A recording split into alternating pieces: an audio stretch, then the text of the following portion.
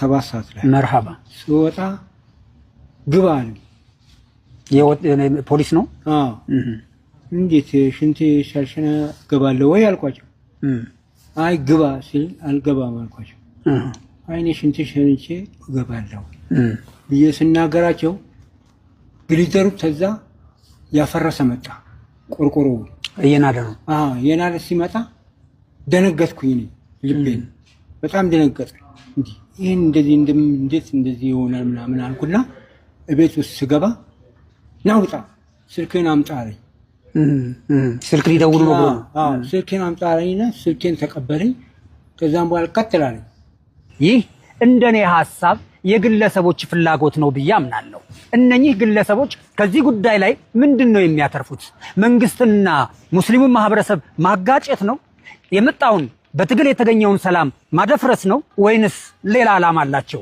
ከጀርባ ያለው ነገር ከተጠና እውነት ይሄ ነገር ብዙ የሚጋለጡ ሚስጥሮች አለውና ለመንግስትም ለሚመለከተው አካልም የምንጠይቀው ከዚህ ጀርባ ያለው ማን ነው የሚለውን ነው። በር መንኳኳት አንድ ነገር ነው፣ በህግ ያለ ነገር ነው። መጡ የኔ ጋር በር የተከፈተው በእግር ነው የተከፈተው። በር በእግር ተከፈተ። በቱታና ጃፖን የተኛሁት እኔ ሰው የሞተ መሰለኝ። ያንተ በር ነው በእርግጫ የተከፈተው? በእግር ነው የተመታው። በሩን አሁን ማየት ይቻላል። ከዛ በኋላ እኔ ደነገጥኩ። ማብራት ጠፍቷል። ቅድሚያ ማብራት ከቆጣሪ አጥፍተዋል።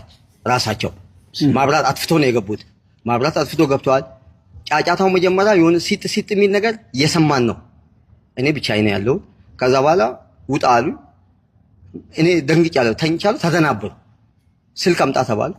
ስልክ የለኝም። ስልክ ሳይለንት አድርጌ ቁጭ አድርጋል። ስልክ ካላመጣ ተባልኩ። ከነ ጃፖኒ አንገቴ ተያዝኩ። ከዛ በኋላ ወጣሁ። ከዛ በኋላ ስልክ ፈልጋ አምጣ ተባልኩ።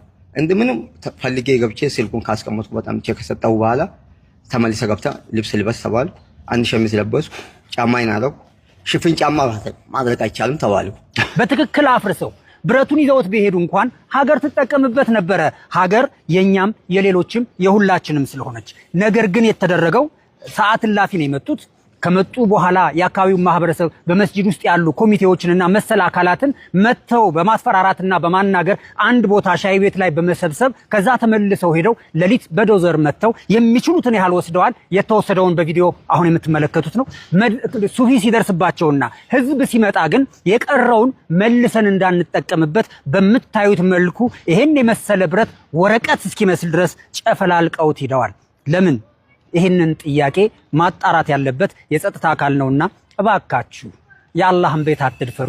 የጸጥታ አካላትም ይህንን ያደረጉትን ሰዎች በአስቸኳይ ለፍትህ ታቀርቡልን ዘንድ በአላህ ስም እንጠይቃለን።